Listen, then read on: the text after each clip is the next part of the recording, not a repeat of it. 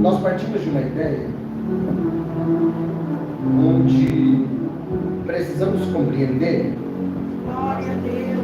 que dentro do amor de Deus, vamos estar chovendo até meia-noite, até passar a chuva, né, meu filho? Fica tranquilo. Dentro do amor de Deus, Deus agora resolve enviar o seu filho para pagar uma dívida que era nossa. Eu costumo dizer que se nós parássemos o culto agora, reuníssemos todo o dinheiro que temos no bolso, na bolsa, no cartão, no débito, no crédito, ainda assim não conseguiríamos pagar a dívida que Ele pagou no nosso favor. Logo, nós precisamos compreender que o amor de Deus é tamanho que Deus agora entrega o seu Filho com o propósito de pagar uma dívida que era nossa. Além de pagar uma dívida, o propósito de Deus, ao enviar o seu Filho único, é que Ele agora fundasse, estabelecesse a igreja na face da terra, sabendo Cristo que quando chegasse o momento dele retornar aos céus, e agora a igreja de Cristo estando estabelecida, haveria necessidade de que alguém cuidasse dessa obra, haveria necessidade de que alguém agora zelasse e guiasse essa obra. Então Cristo agora seleciona para si alguns homens. Cristo agora escolhe para si alguns homens, com o propósito de preparar estes homens, com o propósito de instruir estes homens. Porque quando chega Atos dos Apóstolos, após o período da ascensão, que Cristo retorna aos céus, é verdade que a partir dali, quando estão reunidos os 120, e eu acho muito interessante, porque quando falamos dos 120, parece até meio estranho, porque no período em que Cristo opera milagres, existiam multidões de mais de 5.000 homens, e agora para serem cheios do Espírito, apenas 120. Só que estudando nós compreendemos que naquela época, para se fundar uma igreja, ou até mesmo uma religião, haveria necessidade de ter no mínimo 120 pessoas. Então quando se reuniram 120, estão orando agora para receber o Espírito Santo, eles estão ali fundando a igreja de Cristo segundo a lei do homem. E quando agora o Espírito Santo desce sobre eles, eles agora estão fundando a igreja de Cristo de acordo com o propósito do Deus do céu, aleluia. Então nós precisamos compreender que quando Cristo seleciona estes homens com o propósito de instruir, com o propósito de ensinar, é porque quando chegasse o momento de Cristo retornar aos céus, estes homens precisariam estar preparados. Rapidinho, olha para cá. Meus irmãos, ao olharmos para dentro da narrativa desse texto, nós vamos observar algo muito simples e importante. A Bíblia vai ser bem seletiva e taxativa em dizer acerca de quando Deus ele vai colocar a mão sobre um projeto este que Deus ele vai calcular, Deus ele vai medir, e Deus vai colocar este projeto num ambiente talvez que muitas pessoas não queriam que esse projeto deslanchasse, crescesse, na verdade eu fosse abençoado. Perceba comigo que lá no Gênesis 12, capítulo de número 12, verso de número 1, a Bíblia diz que aparece Deus falando com Abraão. Peraí, ainda o nome dele é Abraão. O texto diz que é casado com uma esposa chamada por de nome de Sarai. Sarai não pode gerar, e Abraão mora de favor na casa do seu pai chamado por de nome de Terra. Como é que Abraão vai crescer? Como é que Abraão vai prosperar? Como é que Abraão vai expandir, sendo que mora de favor na casa de seu pai? Mas só que eu entendo uma coisa, pastor Milton, que quando alguém, esse alguém tem um projeto de Deus, aonde ele estiver, o próprio Deus ele vai ficar encarregado, incumbido de fazer o projeto crescer. Aí eu olho para começam a observar a primeira lição que é, Deus estava olhando para Abraão e dizendo: Abraão, vou liberar primeiro para ver se você pega. Abraão, não vai ser o ambiente que vai fazer você, mas vai ser você que vai fazer o ambiente aonde eu te colocar. Alguém pega isso aqui, eu vou de novo. Era mais ou menos Deus dizendo para Abraão: para os seus irmãos você pode ser apenas mais um, para a sua vizinhança você pode ser apenas mais um, mas para mim eu tenho um projeto para você, e esse projeto é único de glória. O diabo olhou para você e disse que você não ia crescer, não ia prosperar, não ia avançar, mas para vergonha do diabo, nessa noite eu estou pegando na mão de alguns Abraão aqui, o que é? Está escondido dentro da tenda, mas hoje a voz, ela vai falar com você. Eu estou pregando para a gente que não ouve mais a voz, eu estou pregando para a gente que não ouve mais Deus falar. Ele pula, ele roda, ele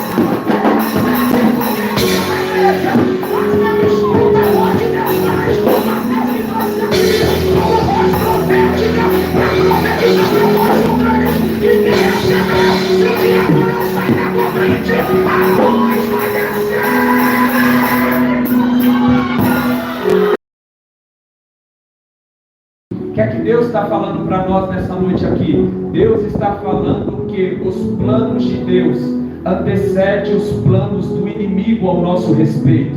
Você perdeu a chance de dar uma glória a Deus. Se você entendesse o que Deus está começando a falar aqui, você já teria levantado as mãos, enchido o pulmão e dado maior glória a Deus que você pudesse.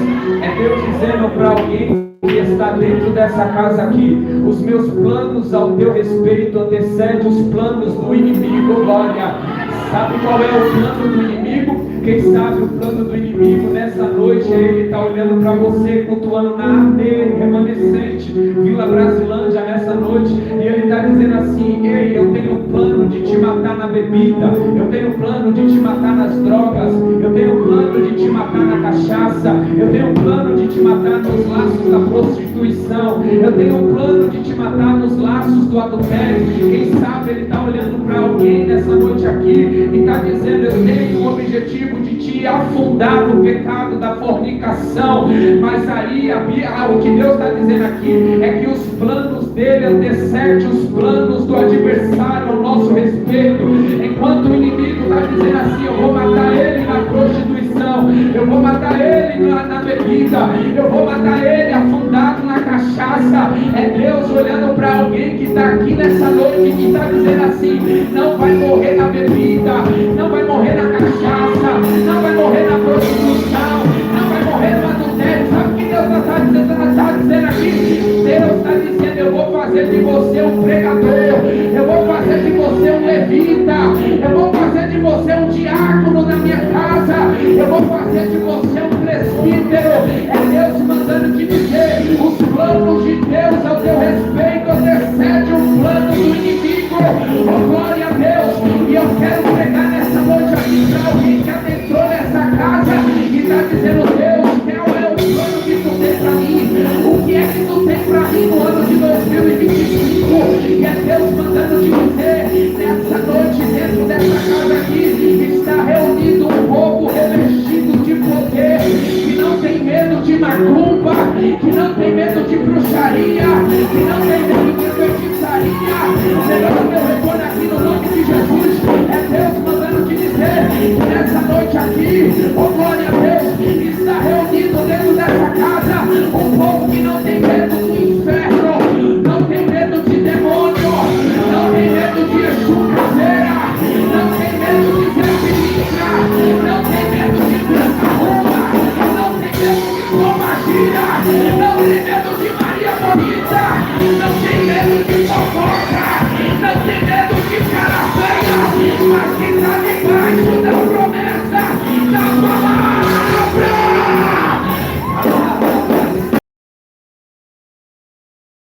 Agora vai entrar um homem chamado Acabe no lugar, no reinado, e esse homem ele faz algo muito terrível. Além de ele continuar com os velhos costumes, louvando seja o nome do Senhor, adorando ídolos, a história nos diz que ele vai casar com uma mulher chamada Jezabel. E o que me chama a atenção é que havia profetas. No meio do povo havia homens de Deus. E a história nos diz que esses profetas se vendem para poder ter o de melhor dentro do palácio. Talvez esses 3 primeiros dias vieram homens aqui de Deus, pregaram a palavra, disseram que Deus vai dar chave de carro, de casa. Eu acredito nisso, eu não discordo, porque eu já vivenciei isso. Louvado seja o nome do Senhor. Mas nós podemos entender que tem coisas para que Deus poder nos abençoar. Primeiro Ele tem que consertar a nossa vida. Esse tipo de mensagem não dá troca. Porque o povo já estava acostumado, Rodolfo, de viver aquela situação, de nada acontecer. Porém, Deus vai levantar um homem de Deus que se chama Elias. Deus vai levantar um homem que se chama Elias para profetizar contra o povo. Porque o povo estava acostumado a ouvir o que queria. O povo estava acostumado a ouvir aquilo que massageasse o ego dele. É o que acontece nos dias de hoje. A pessoa está toda errada, está fazendo coisas absurdas lá fora. Louvado seja o nome do Senhor. Aí chega na igreja durante a noite, vê louvar a Deus, irmãos. Eu tenho comigo, eu falei com a minha esposa, eu não sei se eu estou ficando velho ou se eu estou ficando quadrado, porque às vezes a pessoa está toda errada. Aí de repente a pessoa vem aqui, eu não estou falando que a pessoa não é usada por Deus, mas de repente ela vem aqui, você sabe que você está todo desconcertado. Aí a pessoa vira aqui e fala, Deus vai te honrar. Deus não vai te honrar, irmão, você está todo desconcertado. Aí a palavra me fala para nós, não julgar o profeta, mas sim a profecia. Meu irmão, melhor do que você, só Deus, mas melhor do que você sabe o que você faz. O povo sabia o que ele estava comentando, Ronaldo. Aí chegava o profeta, que era o profeta de Baal, Deus está contigo. O povo tudo errado. Vamos trazer para os dias de hoje. É pessoa do mesmo sexo gostando de outra pessoa do mesmo sexo. Eu vou falar. Lá fora, no WhatsApp, no Facebook, está conversando, está se prostituindo. Aí chega a noite, aí quer receber de Deus o melhor, não vai, meu irmão, se conserta primeiro. Me desculpe, mas eu tenho que falar isso daqui. Eu tenho que ser boca de Deus nessa noite. Se você quer receber bênção do céu, se conserte.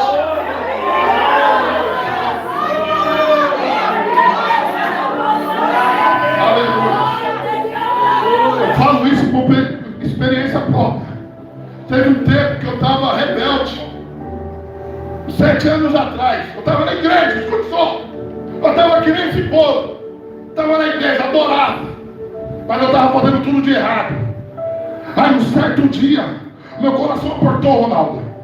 Aí eu falei com a minha antiga pastora. Falei, me fala algo de Deus para mim aí. Ela simplesmente olhou e falou assim, se conserte. Ei, ela poderia falar para mim só para me ganhar, só para massagear meu lado. O Senhor está contigo. Jesus te ama. Jesus vai te dar uma casa, vai te dar um carro, vai restaurar sua família, mas não. Ela foi boca de Deus e falou para mim, se conserte, senão você vai descer a sepultura. Eu achei ruim? Não. Porque a palavra me confrontou. Se um dia, se essa palavra aqui não te confrontar, você está com defeito de fábrica.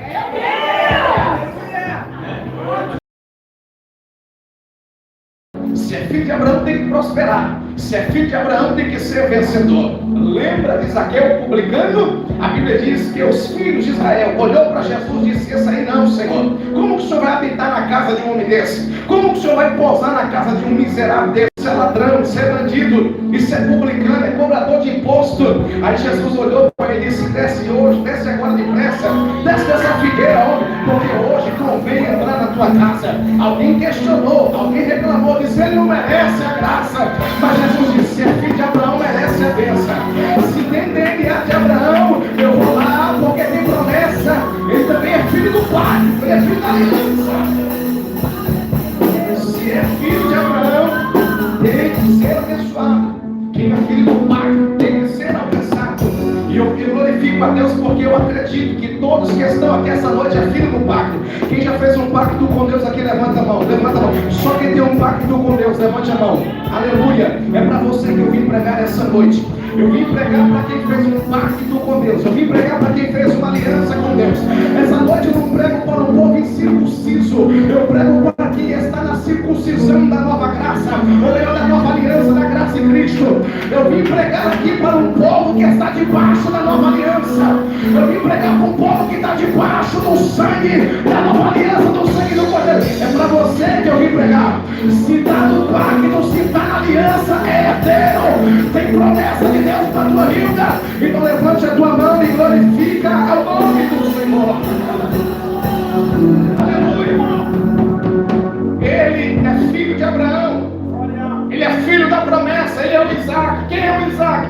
O Isaac é uma promessa cumprida de Deus. Abraão tinha quase 100 anos, 99 anos, corpo velho, corpo amortecido. Sara era velha, o seu ventre estava amortecido, primeiro pela idade, segundo porque era estéril. Mas a palavra do Senhor diz que Abraão foi fortalecido, dando glória a Deus, e com 100 anos ainda gerou o filho da promessa. A palavra Isaac significa riso, porque Deus disse: o que eu vou te dar vai trazer alegria na tua tenda. O que eu vou te dar vai trazer alegria no arraial. O que eu vou te dar vai alegrar a tua vida, vai alegrar a tua esposa, vai alegrar os teus servos, vai alegrar a tua comitiva.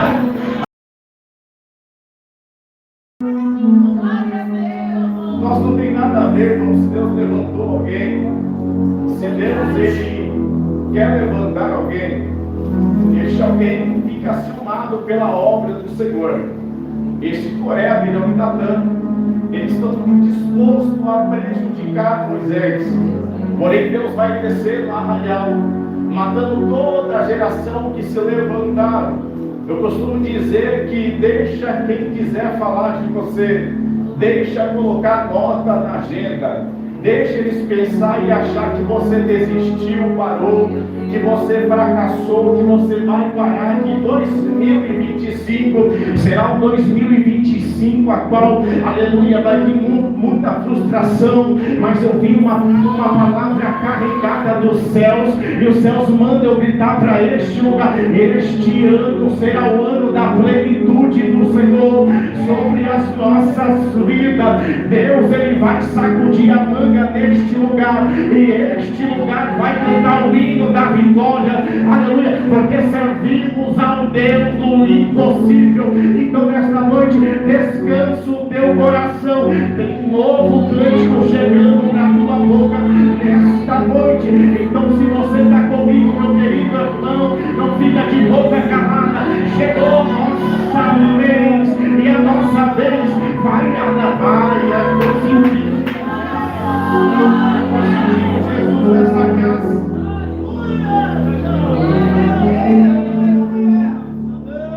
Eles propuseram parar de qualquer maneira o ministério de Moisés, mas não sabia eles que Deus o chamou e levantou, que Deus falava por meio de Moisés. E isso denota o texto que o Senhor Deus ele fez justiça. Porém a Bíblia vai nos dizer que os dois filhos de Coré, Deus o tocou, Deus o livrou, Deus ele, aleluia, reciclou os dois filhos de Coré. E se nós formos olhar para a história, na verdade Deus ele tinha que matar também, porque era filho de Coré. Então Deus ele viu algo fundamental na vida dos dois filhos de Coré. Este algo fundamental, aleluia, significava, aleluia, que eles tinham algo semelhante, algo profundo diante dos louvores. Porém vocês vão ver diante da história em que o povo inimigo se levantou para invadir o povo, a nação de Israel. Esses inimigos que se levantaram foram uma multidão de gente. Eles estavam dispostos a se levantar. Foi nada mais, nada menos quando Josafá, ele fica sabendo através de um mensageiro esse, que vai trazer toda a notícia dizendo: Josafá, aleluia, os inimigos estão chegando e estão mais próximo daquilo que você pensa, como você imagina. Eles estão mais próximos, aleluia, para atacar o povo do Senhor. E a Bíblia diz, meus queridos irmãos, que Deus então ele vai ouvir, ele vai, aleluia, olhar para a nação de Israel. Josafá, ele não se covarda, Josafá, ele não foge, aleluia, da batalha. Não, a Bíblia diz que ele convoca toda a nação de Israel, ele convoca todo o povo do Senhor, e ele propôs um jejum, e este jejum era para jejuar, aleluia, toda a geração de Israel, até mesmo criança no meio de Israel. E a Bíblia diz que coisa boa é quando Deus levanta um profeta, sim ou não? Quando Deus levantou um profeta no meio do arraial, a Bíblia diz que todo mundo estava orando em um propósito, em um pensamento. Eles estavam unidos. O salmista diz: aleluia, bom suave é que os irmãos vivam em união. E naquele mesmo interim, eles propuseram a orar ao Senhor, a buscar a face dele. E Deus levanta um profeta por de nome Jeaziel. Jeaziel está com a palavra do Senhor. Jeaziel está com a mensagem do Senhor. Todo Israel está em silêncio, e a Bíblia diz que ele convoca Josafá, dizendo: Josafá, eu tenho algo de Deus para te entregar. Esta peleja não é sua, Josafá, esta peleja é minha, Josafá. Aleluia. Eles mexeram com Deus errado, eles tocaram na nação errada. Aleluia. Dura coisa é quando a toca no ungido de Deus, numa ungida de Deus. E nesta noite eu tenho uma palavra: duro é quem tocou em você, tocou em Deus. E nesta noite eu tenho algo para te dizer: deixa eles tocarem, porque o próprio Deus vai se levantar para fazer justiça de você.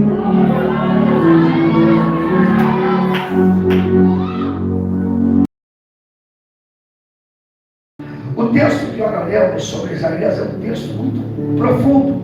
E eu amo o livro do profeta Isaías. É um livro que traz para mim grandes revelações. Eu sou apaixonado pelo livro do profeta Isaías, que é considerado como profeta messiânico. Não pelos seus 66 capítulos, que é considerado também como uma mini Bíblia dentro da Bíblia. Observa isso. Nós vamos entender algo muito velho. No capítulo 40, verso 8, dizendo: seca-se a erva, cai-se as flores, mas a palavra do Senhor, ela vai subsistir eternamente. Trazendo nos dias de hoje, Isaías estava trazendo uma profecia poderosa. O que foi que eu disse? Isaías estava trazendo uma profecia poder. Então diga ao teu irmão: se prepara. Não olha para ele com vontade, diga para ele: se prepara, porque está vindo coisa boa de Deus aí. Olha para cá, irmão, observa isso. Quando ele diz seca-se a erva e cai-se as flores, Isaías está dizendo em uma linguagem figurativa e não literária, que ele está dizendo e nos alertando, dizendo: vai chegar os dias maus, vai chegar os dias ruins, as dificuldades se aumentarão, as provas se aumentarão, mas uma coisa que a igreja não pode perder é a sensibilidade de entender que, baseado no processo, Deus ainda estabelece promessa. Alguém entendeu no altar? Diga assim: baseado, diga para ele: baseado no teu processo, Deus está estabelecendo uma promessa. Ele desobedece ao nosso Deus. E quando ele desobedece a Deus, Deus permite que os medianitas, os seus inimigos, tudo aquilo que eles iam fazer, assim os medianitas pegavam e roubavam deles. Eles plantavam, os medianitas iam lá e roubavam deles. Pegavam toda a colheita. Tudo que Israel ia fazer, os seus inimigos iam lá e tiravam de Israel. E a Bíblia diz que passou por muita dificuldade em Israel, pelo fato de escolher outro caminho. O caminho é Cristo. Só existe um caminho. O caminho que leva o homem à salvação é através de Cristo.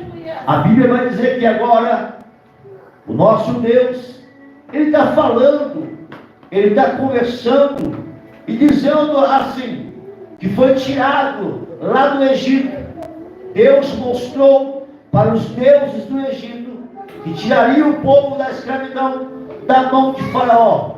Agora a Bíblia diz que Deus relembra tudo isso para Israel. Deus relembra. E a Bíblia vai dizer que esse homem chamado Gideão, ele está num lugar escondido.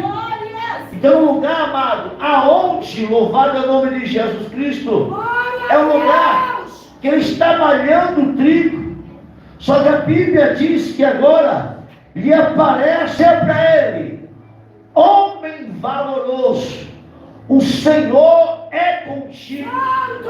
O que mais me chama a atenção é que em meio às lutas, em meio às percas, em meio às tribulações que Israel está passando, Deus pega e fala com Gideão dizendo: o Senhor é contigo, homem valente.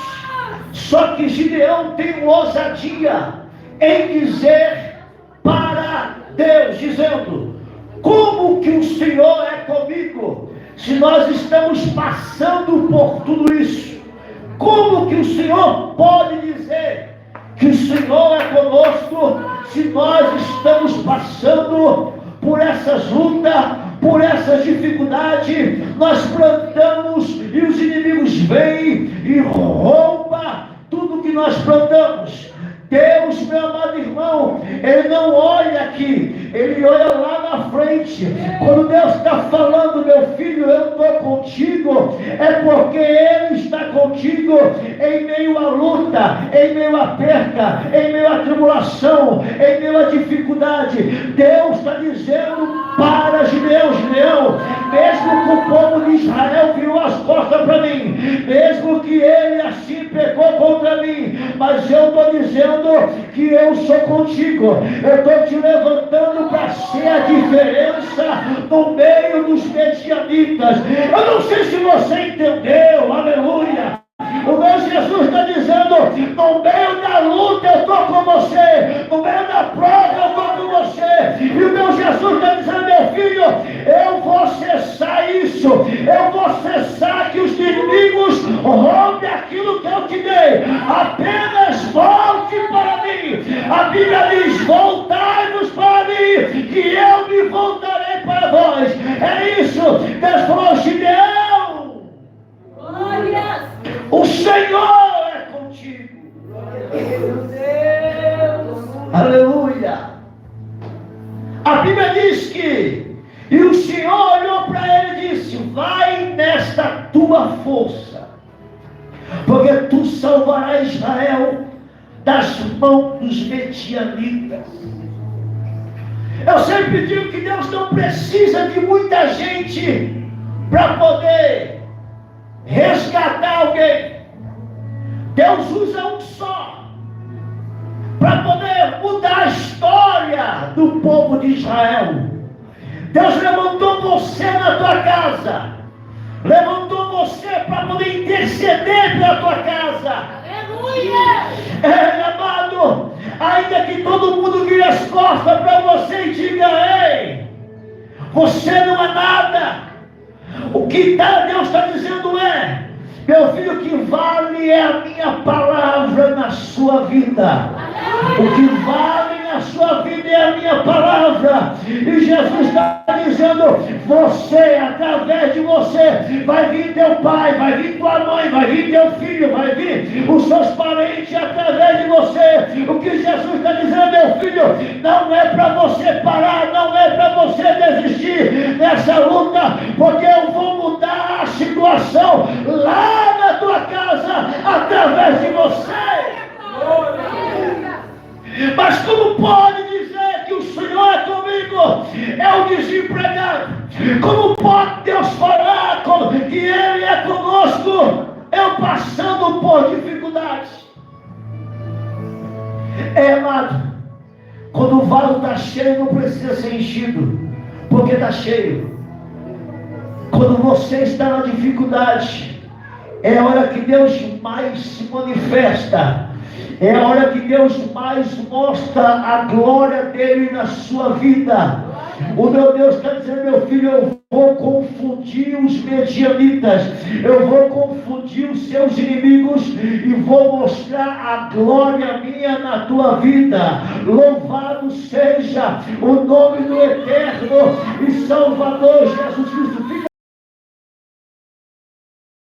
Planta, depois de plantar, colhe, depois de colher, vocês vendem aquilo que colheu para poder sobreviver. E a tribo de Levi, pelo contrário, a tribo de Levi, quanto mais está no meu altar, mais eu sustento. A tribo de Levi, quanto mais se entrega, mais eu sustento. Gente, eu não sou coach, tá? Eu também não sou pregador, que gosto de dar palavra motivacional e também não fico na minha casa montando uma frase pronta para poder entregar para a igreja. Mas isso aqui serve. O altar não toma, o altar devolve. Por que não? Por que devolve? Porque de fato, quem dá, quem entrega para Deus, quem entrega na presença, sempre vai ter uma recompensa vinda do céu.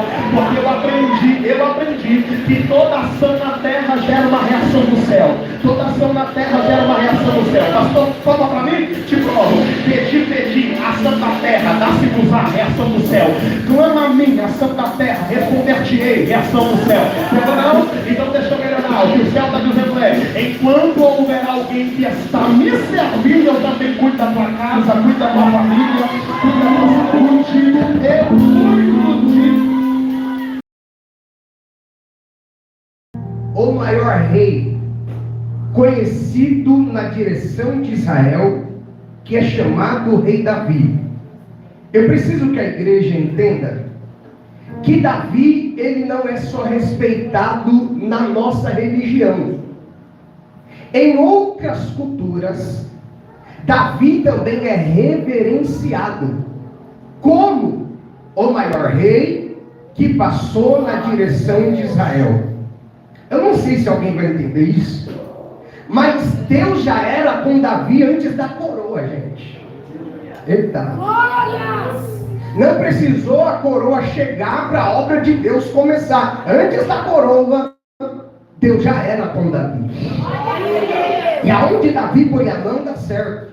Aonde Davi chega, dá certo. Até então, que o seu pai, chamado Jessé, confiou na mão de Davi um trabalho. E o trabalho é: cuida das minhas ovelhas. Aí vai doer, tá? Porque a ovelha não era de Davi, era do pai. Então a atenção e o cuidado tem que ser redobrado. Fica bravo não? Mas uma coisa é você cuidar do que é seu, outra coisa é cuidar do que é algo emprestado. A atenção tem que ser redobrada. Davi tem que zelar das ovelhas, porque segundo a lei da época, o dono da ovelha, no final da tarde, fazia a contagem para saber se o pastor cuidou, se o pastor zelou e se não deixou nenhuma ovelha morrer. Oh glória! E Davi entende que o que está na mão dele não é dele, é do pai. Tudo que é do pai, uma hora o pai vai pedir de volta. Oh glória! A nossa carne cansa, é verdade, mas o Espírito nosso está forte, porque se alimentando desde o dia 2 até agora da palavra de Deus, é se alimentando de Deus, e nós se fortalece. Só que o diabo, ele é astuto, ele é astuto, ele pega agora e vai usar a mulher para poder falar com Sansão. E vai chantagear Sansão. E a Bíblia diz que agora a mulher está conversando com ele, dizendo: ei meu amor, me fala para mim aonde consiste. Ei, presta atenção aqui, ó.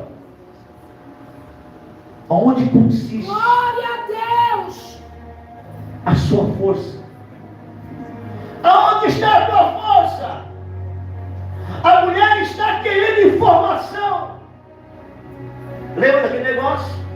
Eu preciso jogar o verde para colher o quê? Eita glória, está ligado demais. Eu preciso jogar o verde para colher. Tem gente que é maliciosa. Ela é maliciosa no mundo. E quando vem para a igreja, ela não larga a malícia dela. Ela joga um verde para colher o maduro. Dali está macio, eu preciso jogar um verde para cima dele, para ele colher o maduro, para ele colher as informações que eu quero. E a Bíblia diz que ela pegou e começou a conversar com ele, falando com ele. E ele, amado, zombava dela, porque tudo que ele falava, ele quebrava, ele estourava, quebrava as cordas, nada, amado, podia segurar a sanção. Só que o diabo, ele é insistente, o adversário, ele é insistente. Não é porque você se acha coitadinho que ele vai desistir de você, não. O diabo não tem dó de nós, o adversário não tem dó. Enquanto nós dormimos, ele peleja contra a nossa vida. Se não for o Senhor para poder nos guardar na entrada e na saída, o diabo, amado, a Bíblia diz, ele nos engole vivos se ele pudesse. Sabe por quê? Porque o nosso Deus está pelejando a favor da sua vida e da minha vida. Você que está nesta noite já não deixou a sepultura, porque o nosso Deus tem te guardado debaixo das asas dele. Deus olha para Jonas e diz assim: eu preciso que você cumpra uma missão em Nínive. Só que a partir do momento que Jonas ele ouve a voz de Deus, e Deus o introduz para que o mesmo pudesse ir para Nínive e não para Tarsis, o texto diz que Jonas muda a rota. Jonas muda a rota. Eu pergunto e vocês me respondem: há possibilidade de alterarmos a rota de Deus? Não. Vou perguntar novamente: há possibilidade de nós alterarmos a rota de Deus? Não. Então sinto de dizer para a vida de alguém aqui, ou para alguém que está me ouvindo: você jamais vai alterar a rota de Deus. Glória a Deus. A rota que Deus estabeleceu para você. Deus sabe como trazer o Jonas que estava longe para ele. Eu estou sentindo Deus aqui nessa. Jonas desceu para o navio. E aqui nós encontramos 4 descidas da vida de Jonas. Ele desce para Jope. Depois ele desce para o navio. Do navio ele desce para o porão. E do porão ele vai parar nas profundezas dos mares, dentro do ventre de um peixe. A pergunta que eu me fiz diante do texto é: para onde Jonas está indo? E o que é que Jonas está tentando fazer? Sendo que o salmista diz que o nosso Deus não dorme, não tosqueneja e não vacila. Se o inimigo da tua alma, se eu estivesse no teu lugar, eu daria um pulo dessa cadeira agora. Se o inimigo da tua alma não dorme, não tosqueneja e não vacila, o Deus que você serve não dorme, não tosqueneja e não vacila. Eu estou gostando do nome de Deus acreditando atrás. E ela está me inspirando a profetizar para a vida de alguém. Deus não dorme, Deus não tosqueneja e Deus não vacila. Assim diz o Senhor: aonde você for, lá eu estou, lá eu estou, lá eu estou, lá eu estou. Levante a mão e dá glória a Deus, porque Deus vai atrás de você, Jonas.